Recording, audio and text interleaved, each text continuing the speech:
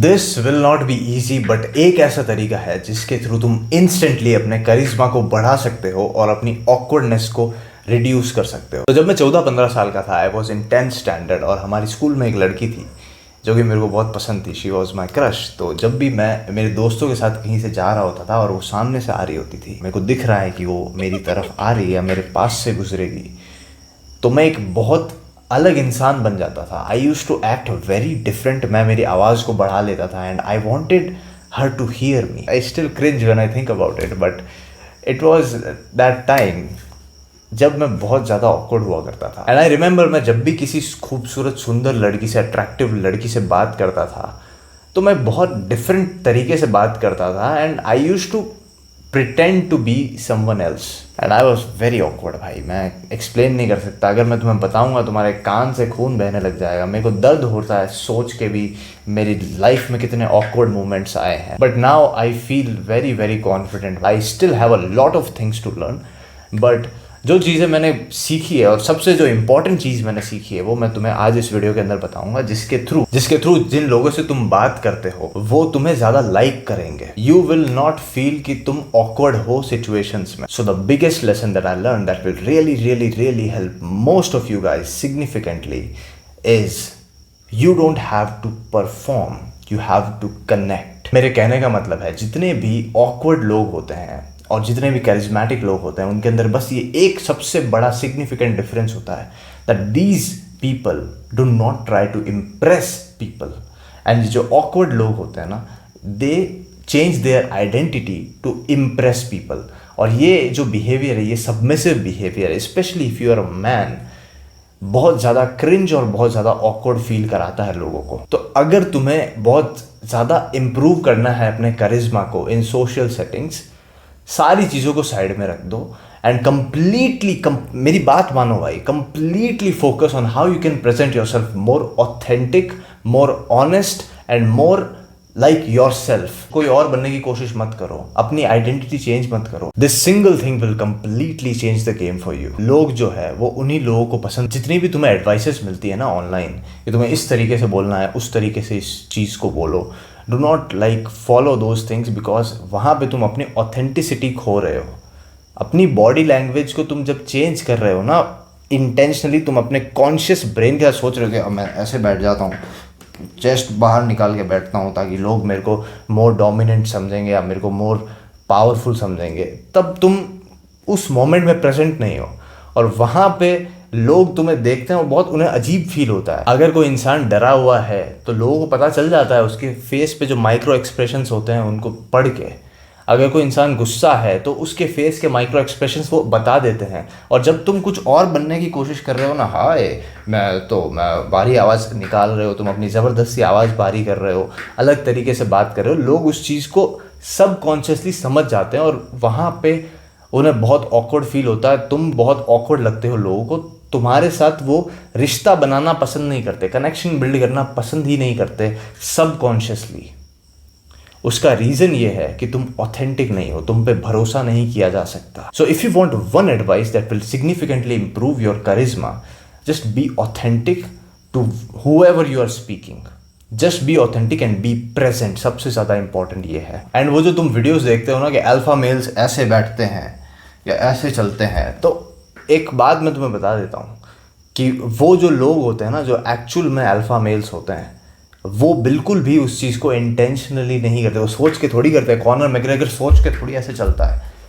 वो उसकी आइडेंटिटी है, उसको पता है कि वो ऐसे वो सबकॉन्शियसली ही ऐसे चलता है भाई, क्योंकि उसको पता है वो एक अल्फा मेल है या फिर वो एक बहुत हाई वैल्यू मेल है।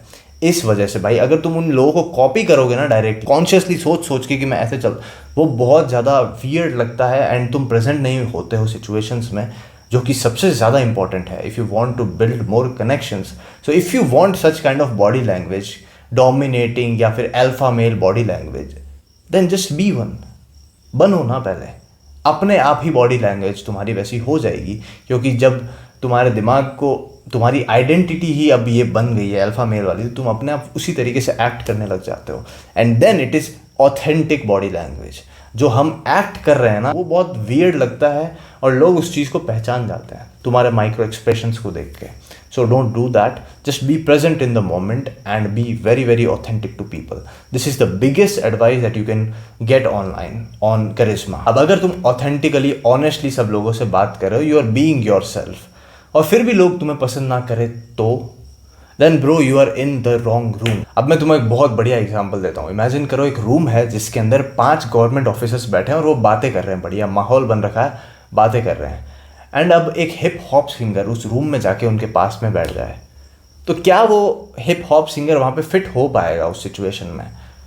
क्या वो even if he is being himself and he is being authentic and honest, वो ऑकवर्ड फील करेगा वहाँ पे, क्योंकि वहाँ पे हो रही है सरकारी बात है और इस बंदे को ना तो उस चीज़ का कोई नॉलेज है, ना इंटरेस्ट है, ना इन लोगों को इस बंदे की फील्ड में कोई इंटरेस्ट है, तो वहाँ पे वो ऑकवर्ड हो ही जाएगा. तो क्या उस हिप हॉप सिंगर की कोई गलती है? नहीं, कोई गलती नहीं. अब अगर मैं उसी रूम में से जो गवर्नमेंट ऑफिसर है उनमें से किसी एक गवर्नमेंट ऑफिसर को उठा के, एक डांसर्स का क्लब है वहाँ पे बढ़िया डांस कर रहे हैं और वो बातें कर रहे हैं, उनके बीच में जाके खड़ा कर दूँ, तो वो बंदा वहाँ पे चाहे ऑथेंटिकली बात करे लोगों से, वो वहाँ पे फिट नहीं होगा, वहाँ पे थोड़ा ऑकवर्ड फील करेगा. ठीक इसी तरीके से अगर मैं किसी पढ़े लिखे एजुकेटेड इंसान को पार्लियामेंट में जाके बिठा दूँ तो उसको वहाँ पे ऑकवर्ड फील होगा.